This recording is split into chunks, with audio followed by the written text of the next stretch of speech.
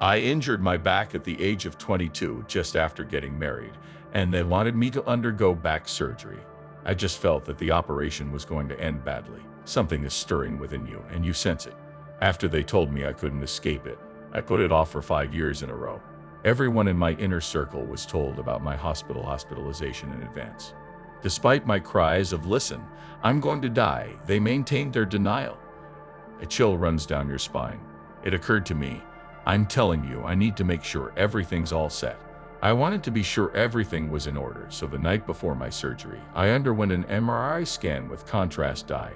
I was concerned it might be an allergic reaction because I had a bad reaction the previous time I took it, so I let them know.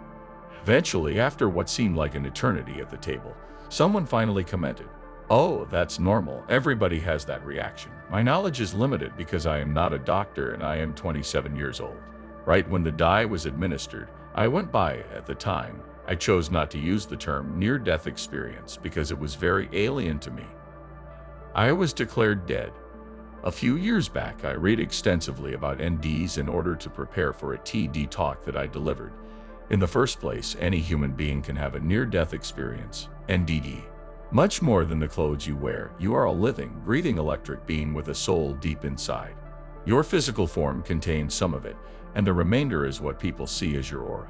You occupy the lowest level of heaven, the fifth dimension, during the most of your waking hours. There, your soul keeps track of the times of all your lives and the lessons you've learned from each one.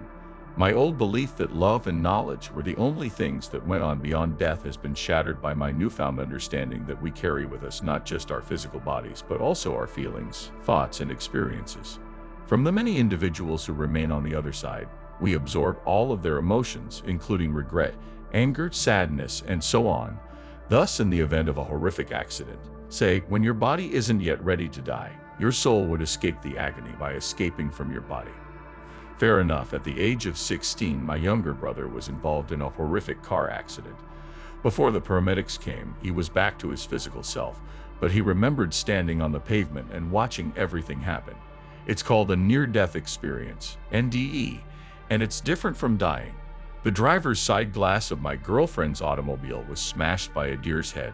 After our meeting, she spent a considerable amount of time blaming herself and convinced herself that she would never reach paradise due to her recollection of being stranded in the automobile and witnessing the deer's spirit ascend to paradise, even though she herself did not. When the paramedics came, she did the same thing. She retreated within her body to avoid feeling the stress. Everyone is therefore thought to have experienced a near-death experience. Everything is different for people who have been through what I did. It was a near-death experience. Some people would say they see a tunnel of light or a column of light if you ask them to explain it. I failed to grasp that at all. As I have since discovered, I was whisked away to the fifth dimension, the lowest echelon of paradise. While I was there, I started to feel as though I was receiving a life evaluation, as if I were sitting in the front row of an IMAX theater. This film is playing out in front of my eyes. They were highlighting the fact that I had lived through some truly difficult moments, as well as the happy times, joy, loved ones, and supportive communities that I had encountered. I could hear someone behind me saying that this isn't my time, even though I could see everything happening at the hospital. My decision to stay or go is entirely mine to make. I was really thinking about staying, I'll confess. From the opposite side, it was breathtaking. There was boundless vitality, no pain, no load on your spirit.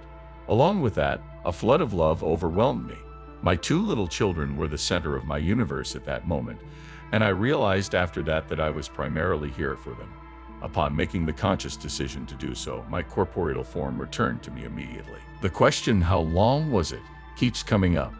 I don't know. Despite the claimed onset of brain injury at 3 minutes, individuals have remained lifeless for more than 30 minutes before the condition manifested. His extensive examination of me, his journey to the wall, his pressing of a button, his waiting for the crash cart to descend, and his injection into the IV line were all fruitless. That also failed, regrettably. After that, they paddled me. They gave it another go, but this time it was unsuccessful. As if to put more pressure on my veins and bring them to my head, he smacked my wrist and yelled out, "We can't lose you, before turning the entire table upside down. My emotions have been emotionally numbed by your absence. I am witnessing every single thing that is happening. Subsequently, he pulled the bed up once more. As soon as I made the decision to return, it was like a flash. I could almost feel them getting ready to try to paddle me again. From a scientific perspective, the speed of light is more than 300 million meters per second. As I departed this world for paradise, my spirit was also going at that speed. Since I reverted to my physical form at the same rate as everyone else, my vibration is naturally much greater. Energy, vibration, and frequency are all interchangeable words that signify the same thing. The best part is that I can effortlessly go to and from the fifth dimension anytime I choose.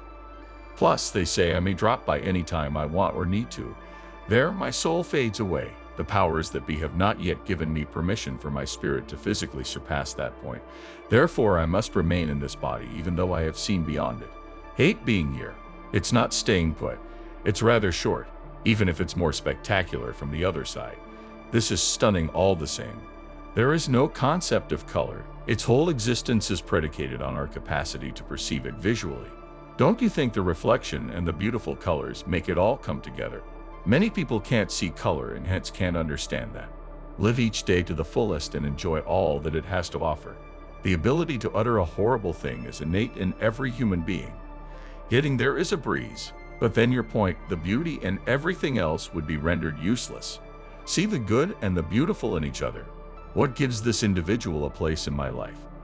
In what ways might they benefit from my services? The reality is that our primary purpose in being here is to offer mutual assistance. Other people are essential for everyone. When you want to learn, you need other people. Because everything is a connection, lessons are learned more rapidly in relationships. In your connection, everyone is involved.